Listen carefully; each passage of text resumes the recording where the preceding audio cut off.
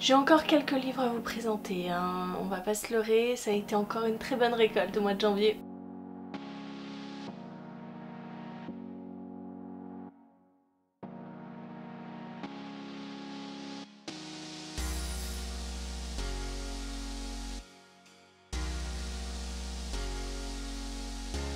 Bonjour tout le monde, c'est Maud, on se retrouve pour un nouveau book haul, le book haul de janvier, parce que cette fois-ci c'est vraiment le book haul de janvier.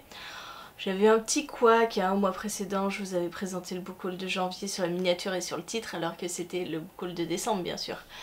Et là, j'ai encore quelques titres à vous présenter, on commence tout de suite, comme d'habitude, avec les services presse. De la part de Pulp Fiction, j'ai reçu 2 livres. Le premier, il s'agit de King Charlie, de Delphine Pessin, à l'écriture, aux illustrations Églantine Seulement.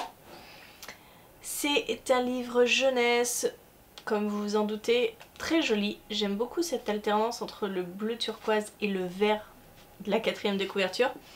Et on va retrouver Charles qui est un enfant roi, on lui laisse faire un petit peu tout ce qu'il veut jusqu'au moment où il va se réveiller dans la peau d'un chien. Ça promet d'être sympa, je ne l'ai pas encore lu mais je vous en parle bientôt puisque ça va être une de mes prochaines lectures.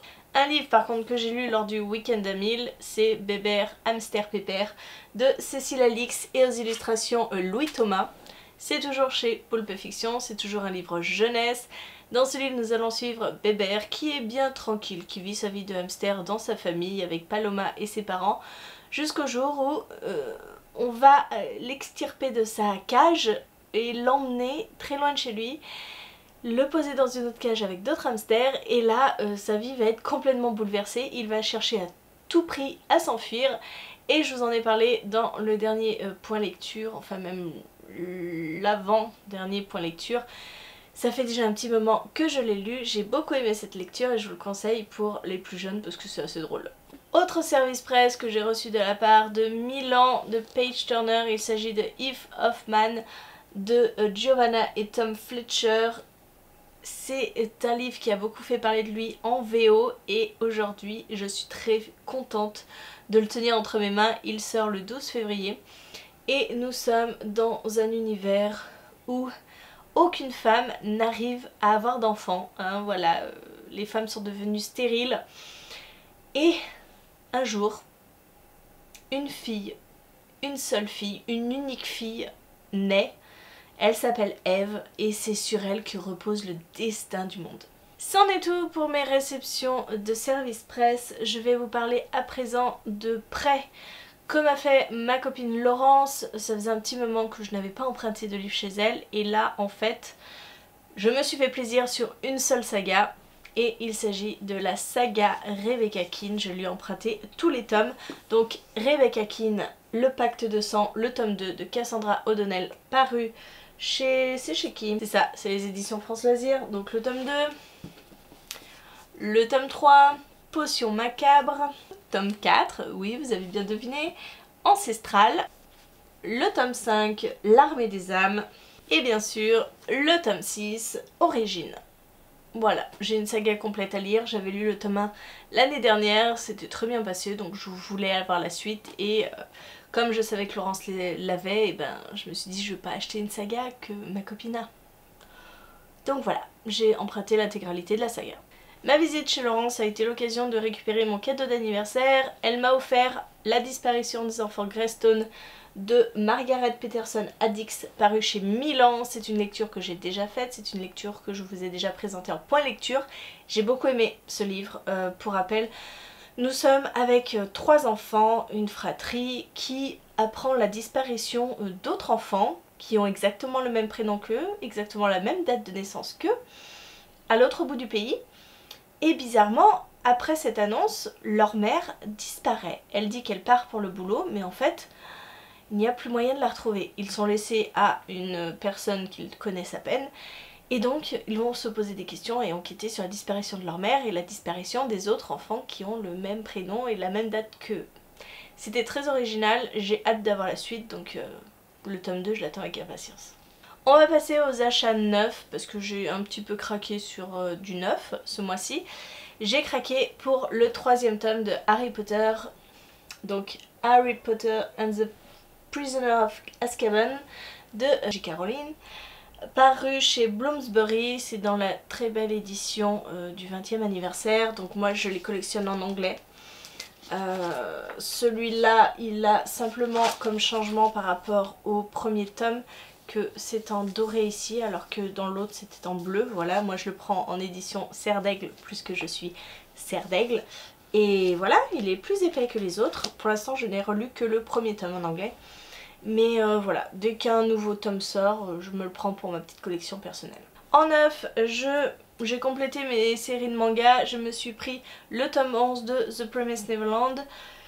Donc c'est de Kayu Shirai et Pozuka Demizu, c'est chez Kaze. J'ai déjà lu ce tome 11, je suis à jour de la saga et j'attends le tome 12 avec impatience. Je me suis pris aussi pour compléter une saga que je suis en manga, l'Atelier des Sorciers, le tome 5. C'est de Kamome Shirahama, je vais aller trop vite.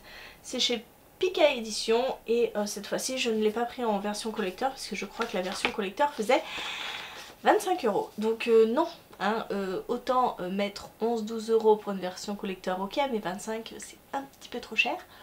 Donc ça dénote un petit peu avec les autres que j'avais en version collector, mais bon, tant pis, hein. Moi j'ai le manga, je suis déjà très contente. Toujours dans mon optique de continuer des sagas, je me suis pris le 3e tome des Messagers des Vents de Clélie Avi.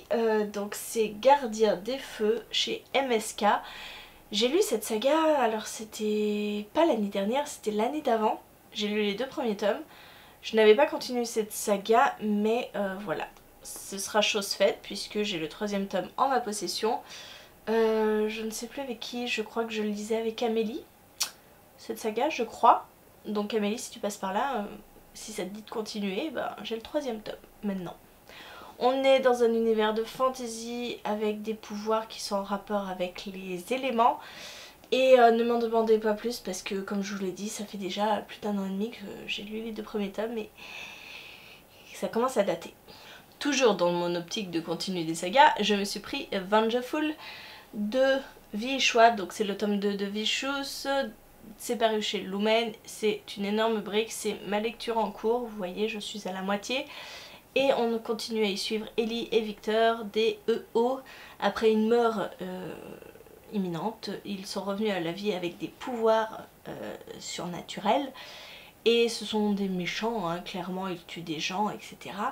Et j'aime bien ma lecture pour l'instant, donc j'aime bien cette saga pour l'instant. Et là c'est plutôt pour le Plib que je me suis acheté Féline de Stéphane Servant paru chez Rouergue. Parce que d'une, Stéphane Servant, je l'ai adoré avec Sirius et je voulais découvrir son nouveau bébé et je l'ai découvert lors du week-end à 1000, je me le suis bouffé en une journée, j'ai beaucoup aimé cette histoire. Nous sommes avec Louise qui progressivement va se couvrir de la tête aux pieds de poils. Mais elle n'est pas la seule, hein. Beaucoup d'adolescentes voilà, de tranche d'âge un petit peu similaire. Et ben il va leur arriver la même chose et c'est une belle critique de notre société, c'est une belle réflexion sur la discrimination, la différence, sur les femmes, le féminisme, bref, c'était chouette. Et pour terminer, le dernier livre que j'ai acheté, et ça c'était prévu de longue date dès que j'ai vu la magnifique couverture qui ressortait pour ce tome 1, il s'agit de Iskari, oui, le tome 1. Achat tueuse de dragons de Kristen Ciccarelli. Je n'aimais pas du tout la couverture du tome 1 et quand j'ai vu que cette couverture sortait, je me suis dit voilà, je n'ai plus aucune raison de ne pas l'acheter, je le veux absolument, c'est une histoire avec des dragons et j'adore. Le tome 2 est sorti en même temps que ce tome 1 nouvelle version. Je me suis dit je vais pas craquer sur les deux, je prends le 1, on verra bien par la suite pour le 2. Mais il est très beau, vraiment très beau. Je suis très contente de l'avoir reçu sans jaquette, hein, puisque certaines librairies le vendent avec une jaquette dans l'ancienne couverture et une jaquette par-dessus ici. Moi je suis contente, je l'ai reçu en normal quoi. Et bah écoutez c'est tout, je pense que je n'ai rien oublié. Ça se peut que j'en ai oublié parce que j'ai pioché dans cette pile pour des lectures que j'ai faites, ce que je ne fais quasiment jamais, hein. Je préfère lire les autres livres, laisser ma pile de book haul comme ça, mais là j'étais trop impatiente de lire certains titres. Donc j'ai un peu piqué dedans, donc j'espère que je n'en ai pas oublié. Et puis bon, si j'en ai oublié, c'est pas grave, il n'y a pas mort d'homme de toute façon. J'espère que la vidéo vous a plu, en général vous aimez mes book hauls. Il est encore assez conséquent, hein, parce que du coup j'ai quand même 14, un truc comme ça, 14-15 livres que je viens de vous présenter. Pour un mois de janvier, c'est plutôt pas mal, hein. Qu'en pensez-vous?